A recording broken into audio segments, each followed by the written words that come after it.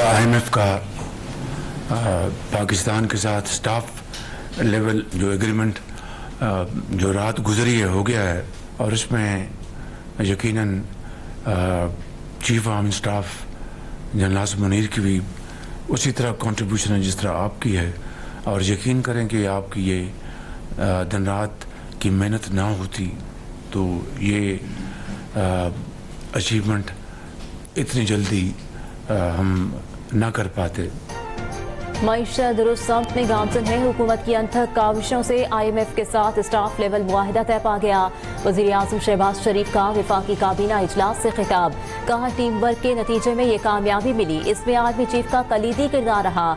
IMF programme के तहत हदफ से ज़ायद महसूलात इकट्ठे हुए, कोई मिनी बजट नहीं आया। अगयार के औछे हथकंडों को नाकामी का सामना करना पड़ा। मुल्क को मुआशी इस्तेहकाम की मंजिल से हमकिनार करना एक तवील जिदोजहद है।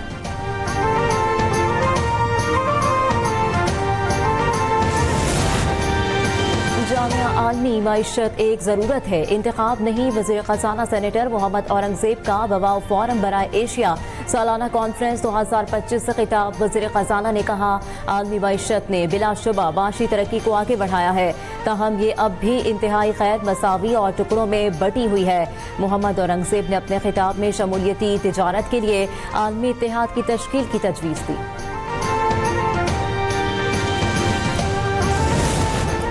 सानेहा जाफर एक्सप्रेस दुनिया के बड़े वाक़यात में से एक है। मासूम बच्चों, औरतों, बुजुर्गों को निशाना बनाया गया। सिक्योरिटी फोर्सेस ने महारत से निहत्ते मुसाफिरों की जानें बचाईं। सारी दुनिया ने इस वाक़े की मजम्मत की। वज़ीर रेलवे हनीफ अब्बासी की कोयटा में प्रेस कॉन्फ्रेंस, बोले सानेहा जाफर एक्सप्रेस में मकामी सतह पर सहूलतकारी हुई, दहशतगर्दों का बैरून मुल्क भी पीछा किया जाएगा।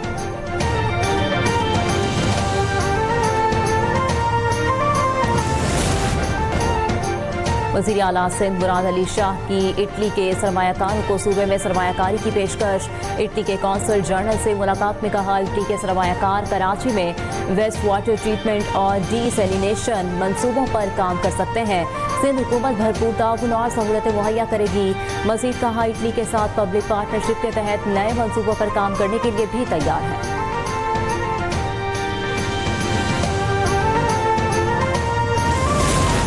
सीनियर वज़ीर सिंध शर्जील इनाम मेमन की हिदायत पर ईद उल फितर के मौके पर मुसाफिरों से ज़ायद किराया वसूल करने वाले ट्रांसपोर्टर्स के खिलाफ कार्रवाई। 710 गाड़ियों की चेकिंग, 427 गाड़ियों का चालान, 3,84,200 रुपये जुर्माना आयद। मुतासरा मुसाफिरों को 10,15,300 रुपये वापस किए गए। शर्जील इनाम मेमन कहते हैं, हुकूमत सिंध अवाम को सस्ती और मुनसिफाना ट्रांसपोर्ट फराहम करने के लिए पुरअज़्म है।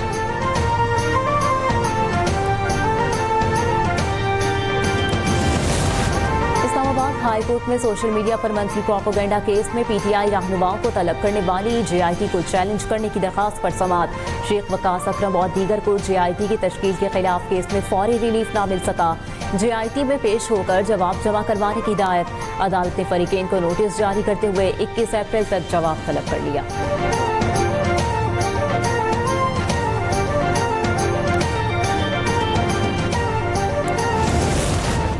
दरिया सिंध से नहर निकालने का वफाकी हुकूमत का फैसला गैर कानूनी और खिलाफ आइन है। सिंध हाई कोर्ट में दरखास्त दायर, पानी की तकसीम के इदारे इरसा की तश्कील को भी चैलेंज कर दिया गया। दरखास्त में चोलिस्तान और थल कैनाल समेत पानी की दस्तियाबी के सर्टिफिकेट को भी कलअदम करार देने की इस्तदा। अदालत ने वफाकी हुकूमत और अटॉर्नी जनरल को नोटिस जारी करते हुए फरीकेन से 7 अप्रैल तक जवाब तलब कर लिया।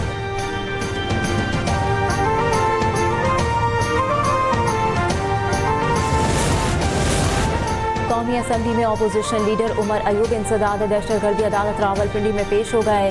अदालत के जज अमजद अली शाह ने जमानत दरखास्त मंजूर कर ली। उमर अयूब की अदम हाजिरी पर अदालत ने जमानत मनसूख कर रखी थी। उमर अयूब पेशावर हाई कोर्ट से जमानत लेकर आज अदालत पेश हुए। केस की समाअत 12 अप्रैल तक मुलतवी कर दी गई। उमर अयूब के खिलाफ नवंबर 2024 के एहतजाज के दौरान थाना सदर हसन अब्दाल में 2 मुकदमा दर्ज हैं।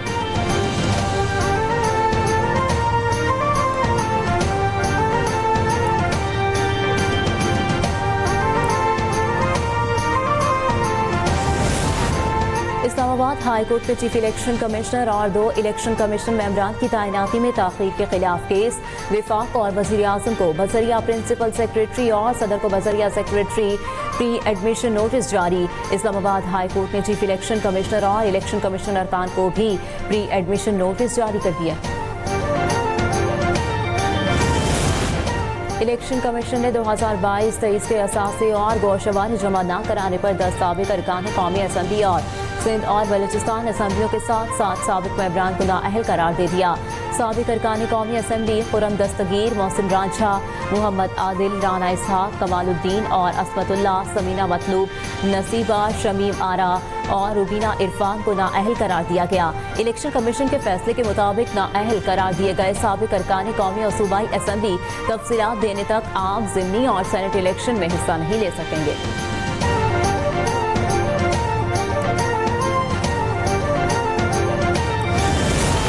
रमजान उल मुबारक का आखिरी अशरे में भी गिरा फरोशी और महंगाई के जिन पर काबू नहीं पाया जा सका। बाजारों में फलों, गोश्त और मुर्गी समेत जरूरी अशिया खुरोनोश की महंगे दामों फरोख्त जारी। हुकूमत और इंतजामिया की गिरा फरोशी रोकने के दावे खोखले निकले। शहरियों का कहना है रमजान में जिन चीजों का ज्यादा इस्तेमाल होता है उनका रेट बढ़ जाता है। नाजायज मुनाफाखोरों को कोई रोकने वाला नहीं।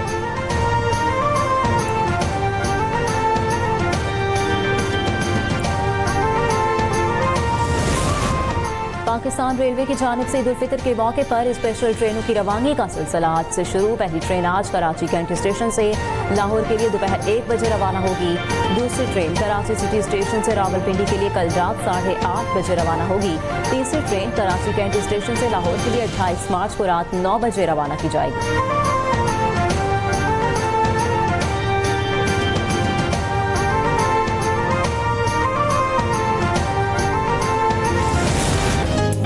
ईद की बड़ी तैयारियां। ईद उल फितर की खरीदारी के लिए मार्केटों में आवाम का रश बढ़ गया।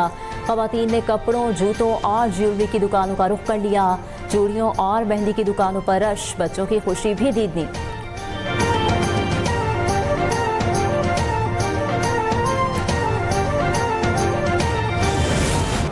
और न्यूजीलैंड के खिलाफ T20 सीरीज के 5वें और आखिरी मैच में भी पाकिस्तानी टीम खेल के तमाम शोबों में मुकम्मल फ्लॉप।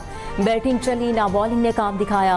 कीवीज के हाथों शाहीनों को 8 विकेटों से बड़ी शिकस्त। न्यूजीलैंड ने सीरीज 4-1 से अपने नाम कर ली। वेलिंगटन में पाकिस्तान ने पहले बैटिंग करते हुए 9 विकेटों के नुकसान पर 20 ओवर्स में 128 रन बनाए। मेजबान न्यूजीलैंड ने सिर्फ 10 ओवर्स में 2 विकेटें खोकर 131 रन बना डाले। टिम साइफर्ट ने 38 गेंदों पर धुआंधार 97 रन की इनिंग्स खेली।